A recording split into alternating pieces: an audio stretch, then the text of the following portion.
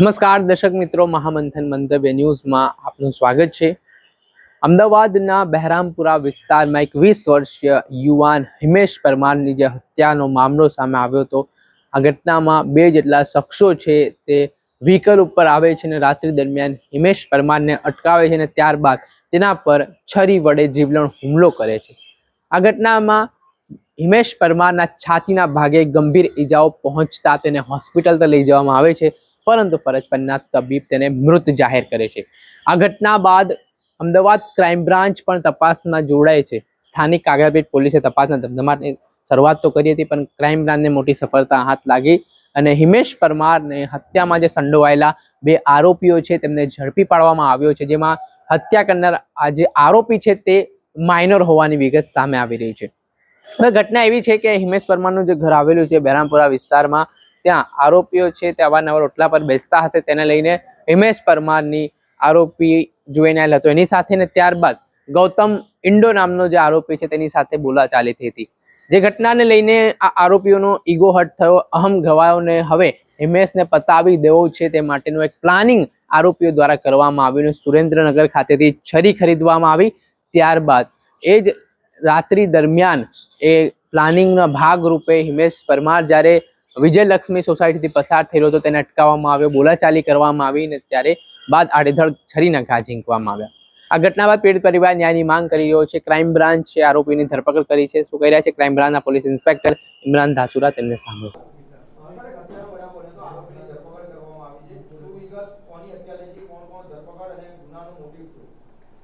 ગઈકાલ તારીખ 21/2/2026ના રોજ હીરાલક્ષ્મી ફ્લેટ સામે બહેરામપુરા ખાતે એક હિમેશ દિનેશભાઈ પરમાર નામના 19 વર્ષીય યુવકની જાહેરમાં કેટલાક અજાણ્યા માણસો દ્વારા હત્યા કરી દેવામાં આવી। ગુનાની ગંભીરતાને ધ્યાને રાખી અને ક્રાઇમ બ્રાન્ચ દ્વારા તાત્કાલિક અલગ અલગ ટીમો બનાવી આ ગુનામાં કોણ કોણ સંડોવાયેલા છે તેમને શોધી અને પકડી પાડવા માટે પોતાના હ્યુમન રિસોર્સિસ અને ટેકનિકલ સોર્સને કામે લગાડવામાં આવેલ। આ દરમિયાન ક્રાઇમ બ્રાન્ચની ટીમોને જાણવા મળેલ કે હિમેશ દિનેશભાઈ પરમારની હત્યા એક કાયદાના સંઘર્ષમાં આવેલ કિશોર અને તેની સાથે તેનો મિત્ર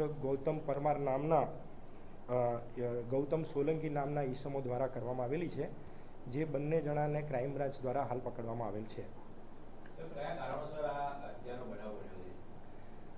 મરણ જનાર છે એ દૂધવાળી ચાલી બહેરામપુરા ખાતે રહેતો હોય અને આ કામના જે કાયદામાં સંઘર્ષમાં આવેલ કિશોર તથા તેની સાથેનો આરોપી ગૌતમ સોલંકી છે એ આજુબાજુમાં જ રહેતા હોય, અવારનવાર ત્યાંથી જતા આવતા હતા અને પસાર થતા હતા।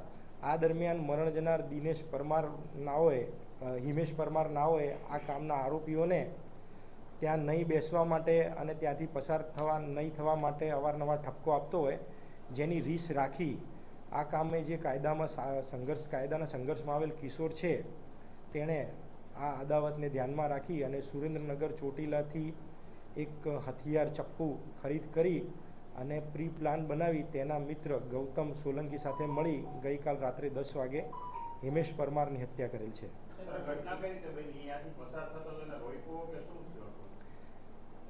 જે મરણ જનાર છે હિમેશ પોતાના ઘરેથી બહેરામપુરા હીરાલક્ષ્મી માર્કેટ પાસે પસાર થતો હોય ત્યારે આ કામના આરોપી ગૌતમ અને તેની સાથે કાયદાના સંઘર્ષમાં આવેલ કિશોર દ્વારા તેને ત્યાં રોકી તેને વાતોમાં રાખી અને સગીર જે યુવક છે તેણે હિમેશ પરમારને ઉપરા છાપરી છરીના 6 થી વધુ ઘા મારી તેનું મોત નિપજાવેલ છે। કેટલા સમય પહેલા આ સગીર અને મૃતકની માથાકૂટ થઈ હતી અને ત્યારબાદ આ કોણ ત્યાંથી રહેવા માટેથી નીકળી ગયું? જે આરોપી નંબર 2 છે ગૌતમ અગાઉ મરણ જનાર જે ચાલીમાં રહે છે તે જ ચાલીમાં ભાડે રહેતો હોય અને જે સગીર યુવક છે કાયદાના સંઘર્ષમાં આવેલ જે યુવક છે તે ગૌતમનો ખાસ મિત્ર હોય, તે અવારનવાર તેના ઘરે ગૌતમને મળવા જતો હતો। આ દરમિયાન તેમને મરણ જનાર હિમેશ સાથે સામાન્ય બોલાચાલી થયેલી હતી। છેલ્લા 12 મહિનાથી તેમની વચ્ચે નાની મોટી માથાકૂટ થતી હતી અને બોલાચાલી થતી હતી, જેની અદાવત રાખી અને ગૌતમ પરમાર તથા કાયદાના સંઘર્ષમાં આવેલ કિશોરે આ બનાવને અંજામ આપેલ છે। આરોપી પોતે એક કાયદાના સંઘર્ષમાં આવેલ કિશોર છે અને ગૌતમ બંને સાથે મળી અને હત્યા કર્યા બાદ ત્યાંથી પોતાનું વેપન છુપાવી અને ભાગી ગયેલા, જેને તાત્કાલિક ટેકનિકલ સોર્સ અને હ્યુમન રિસોર્સ દ્વારા રિવરફ્રન્ટ ખાતેથી ઝડપી પાડવામાં આવેલ છે. સાહેબ, જેનાથી હત્યા કરી તે હથિયાર ક્યાંથી તે લાવ્યા હતા?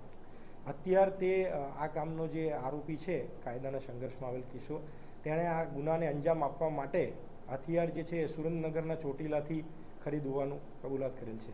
સર, બાકી કઈ વાત જવાના હતા? પ્લાનિંગ શું હતો એ લોકોનો? કારણ કે જો હત્યાનું બાબત પહેલાથી રચાઈ ચૂક્યું હતું, તો હત્યા બાદનું પ્લાનિંગ શું હતું? ક્યાં ભાગી જવું, ક્યાં જતા રહેવું? પ્રાથમિક પૂછપરછમાં જાણવા મળ્યું છે કે તે લોકો અમદાવાદથી બહાર નીકળી જવાના હતા, પરંતુ તે ભાગે તે પહેલાં જ તેમને ક્રાઇમ બ્રાન્ચ દ્વારા પકડી પાડવામાં આવેલ છે.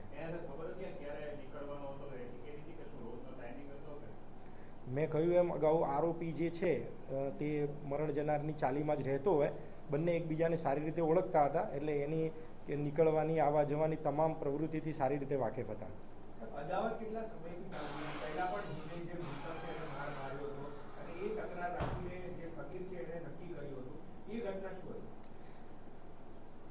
હિમેશ અને જે ગૌતમ છે બંને એક જ ચાલીમાં રહેતા હોય, છેલ્લા 12 મહિનાથી આમની વચ્ચે સામાન્ય સંઘર્ષ ચાલુ હતો અને આ પહેલાં પણ 5-6 પ્રાથમિક પૂછપરછમાં જાણવા મળ્યું છે કે 5-6 મહિના પહેલાં પણ મરણ જનારને આ બંને જણા સાથે સામાન્ય બોલાચાલી થયેલી હતી અને બનાવના 2 દિવસ પહેલાં પણ બંને વચ્ચે સામાન્ય બોલાચાલી થઈ હતી. તથા ગઈકાલે 21 તારીખના રાત્રે 8-9 વાગ્યાના સુમારે પણ આ બંને જણા ત્યાંથી પસાર થતા હતા, ત્યારે મરણ જનારે આ બંને જણાને ટોકેલ હોય, જેથી તાત્કાલિક આવેશમાં આવી આ બંને જણાએ આ કૃત્યને અંજામ આપેલ છે. સાહેબ, મૃતકની અદાવત કોની સાથે હતી? સગીર સાથે કે મોટા સાથે, જે ઇન્ડોનેશિયા સાથે કે બંને સાથે? બંને સાથે હતી. આપણે સાંભળ્યા હતા અમદાવાદ ક્રાઇમ બ્રાન્ચના પોલીસ ઇન્સ્પેક્ટર. તેમણે આ સમગ્ર ઘટનામાં જે આરોપીઓને ઝડપવામાં હ્યુમન ઇન્ટેલિજન્સ અને ટેકનિકલ એનાલિસિસના આધારે ક્રાઇમ બ્રાન્ચને સફળતા મળી છે તેને લઈને વાત કરી છે. એ આરોપીઓ છે જેમાં એક જુવેનાઇલ હોવાની વિગત કહેવાઈ રહી છે. આ ઘટનાના સીસીટીવી ફૂટેજ પણ વાયરલ થયા હતા, પરંતુ યુટ્યુબની કેટલી ગાઈડલાઇન્સ હોવાથી અમે તમને એ ફૂટેજ નથી બતાવી શકતા. પણ આ ઘટનાના ઘેરા પ્રત્યાઘાત પડ્યા હતા અને પીડિત પરિવાર હાલ ન્યાયની માંગ કરી રહ્યો છે અને આરોપીઓ સામે કડકમાં કડક કાર્યવાહીની માંગ ઉઠી છે. દર્શક મિત્ર, આવા જ વિડીયો જોવા માટે, આવી જ ક્રાઇમથી જોડાયેલી સ્ટોરી જોવા માટે મહામંથન મંતવ્ય ન્યૂઝ જોતા રહો.